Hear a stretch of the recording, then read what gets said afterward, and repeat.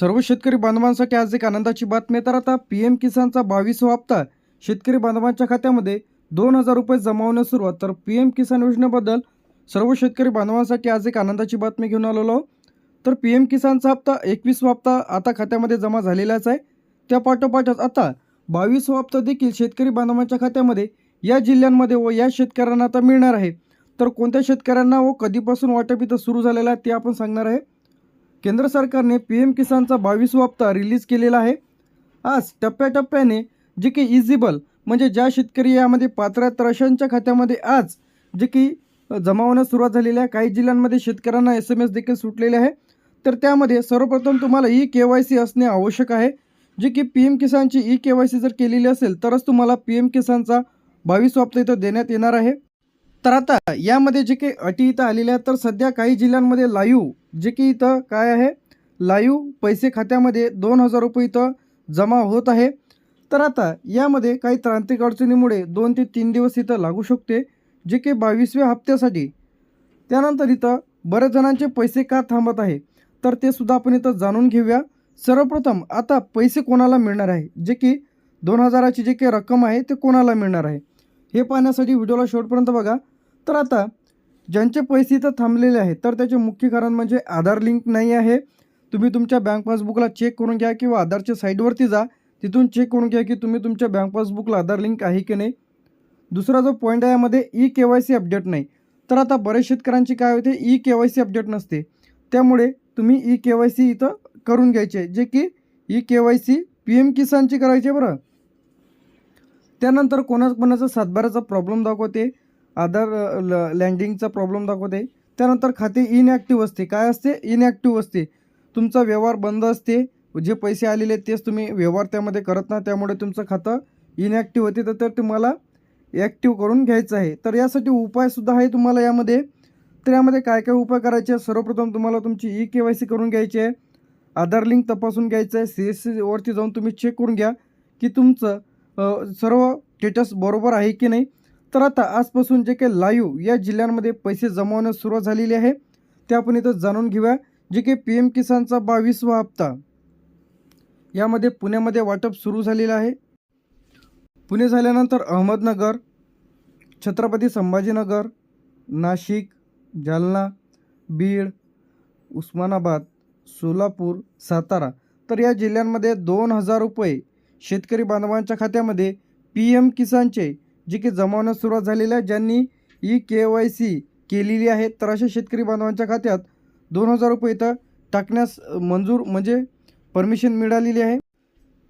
त्यानंतर जे यामध्ये सांगली, कोल्हापूर तर हे जे जिल्हे वाटप सुरू झालेले जे की जिल्हे आहे, तर आता प्रक्रिया जे की 2 दिवसात इथं जमा होणार आहे. कधी होणार आहे, 2 दिवस इथं लागणार आहे, जे की 2 दिवसात इथं पैसे जमा होतील. तर आता यामध्ये जे काही प्रक्रियेमध्ये जे काही जिल्हे आहे तर यामध्ये सर्वप्रथम परभणी जे की 2 दिवसात इथं जमा होईल, हिंगोली, लातूर, अमरावती, यवतमाळ, अकोला, बुलढाणा, वाशिम, धुळे, नंदुरबार, जळगाव तर या जिल्ह्यांमध्ये जे की 2,000 रुपये पी एम किसानचा 22वा हप्ता. तर 21वा हप्ता सर्व शेतकरी बांधवांच्या खात्यामध्ये जमा झालेला होता. तर आता ज्यांनी KYC केलेले आहेत तर अशाच्याच खात्यामध्ये पैसे KYC केल्यानंतरच पी एम किसानचा हप्ता या जिल्ह्यांमध्ये इथं जमा केला जाईल. त्यानंतर आपण परभणी, हिंगोली, लातूर, अमरावती, यवतमाळ, अकोला, बुलढाणा, वाशिम, धुळे, नंदुरबार, जळगाव बघितलेलं आहे जे की पेंडिंगमध्ये आहे. तर आता या जिल्ह्यातील KYC बाकी आहे. काय आहे KYC? मी तुम्हाला वारंवार सांगत आहे KYC जर तुमची बाकी असेल तर तुम्हाला पैसे इथं मिळणार नाही, तर तुमचे पैसे देखील इथं बंद होऊ शकते. तर हे गोष्ट लक्षात ठेवायची आहे. त्यामध्ये नागपूर, भंडारा, गोंदिया, चंद्रपूर, गडचिरोली, रायगड, ठाणे, मुंबई उपनगर, पालघर, रत्नागिरी तर आता हे जे काही जिल्हे आहेत तर या जिल्ह्यांमध्ये पी एम किसानचे काय आहे पी एम किसानचे पैसे इथं रखडलेले आहे. तर बरेच शेतकऱ्यांच्या खात्यामध्ये 2,000 रुपये जमा झालेले नाही.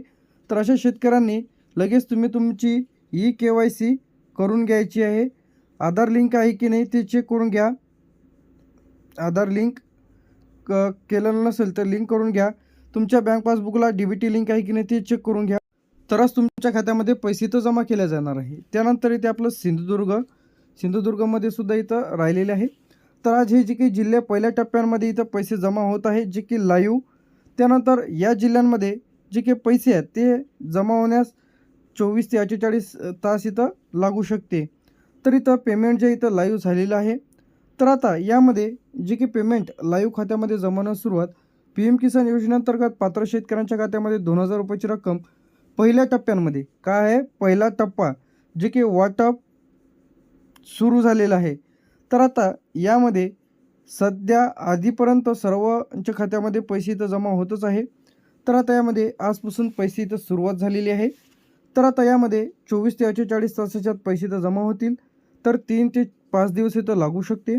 तर सरकारने टप्प्याटप्प्याने पैसे खात्यामध्ये जमा होण्यास सांगितलेले आहे. आता जो पॉईंट येते, तुमचे पैसे का अडकतात. तर आता बरेच जणांचे कमेंट्स येतं की आमचे पैसे इथं बंद झालेले आहेत. तर त्यामध्ये तुमचं खातं इनॅक्टिव्ह असते, आधार लिंक नसते, eKYC नसते, सातबाराचा प्रॉब्लेम असते, बँक अकाउंटमध्ये तुमच्या प्रॉब्लेम असते, त्यामुळे तुमचे पैसे इथं अडकून राहते. म्हणजे कधी-कधी तुमचा हप्ता येणंसुद्धा इथं बंद होते. तर तुम्ही तुमचा हप्ता बंद झाला नाही पाहिजे यासाठी तुम्हाला काही गोष्टी लक्षात ठेवायच्या आहे. तर आता सर्वप्रथम यामध्ये तुम्हाला कोणाचा हप्ता बंद होणार आहे, तर ज्यांनी eKYC केलेली नाही. तर ज्यांची eKYC PM किसानची राहिलेली असेल तर त्यांनी eKYC लगेच करून घ्या. दुसरा जो महत्त्वाचा पॉईंट आहे म्हणजे आधार सेंडिंग नाही, म्हणजे तुम्ही तुमच्या बँक पासबुकला आधार लिंक नाही. बरेच जणांचे पैसे इथं रिटर्न जातात, म्हणजे आधार लिंक नसल्यामुळे हा जो प्रॉब्लेम आहे ते तुम्हाला येतो. तर त्याचप्रमाणे काही जणांचं सातबारावर नाव वेगळं आहे, आधारावर वेगळं आहे, बँक पासबुकवर वेगवेगळं आहे, त्यामुळे त्यामध्ये घोळ होतो व तुमचे पैसे तर बंद केले जाते. तर हे तुम्हाला बरोबर करून घ्यायचं आहे. सातबारावर वेगळी नावे असतील तर ते तुम्हाला व्यवस्थित करून घ्यायचं आहे. PM किसानचं जे काही हप्ता आहे ते सर्व शेतकरी बांधवांच्या खात्यामध्ये इथं ज्यांचे खाते इनॅक्टिव्ह असेल तर त्याने ॲक्टिव्ह करून घ्यायचे आहे. तर आता यामध्ये eKYC करणे आवश्यक आहे. आधार लिंक करून घ्या, सातबारा दुरुस्ती करून घ्या, eKYC अपडेट नसेल तर करून घ्या. तर अशांच्याच खात्यामध्ये PM किसानचे 2,000 रुपये जमा होतील. तर लगेच तुम्ही चेक करा की तुमचं सर्व व्यवस्थित आहे की नाही. सर्व डिटेलमध्ये व्हिडिओ आपल्या चॅनलवरती बघायला मिळेल. तर चॅनलला सबस्क्राईब करून ठेवा. थँक्यू.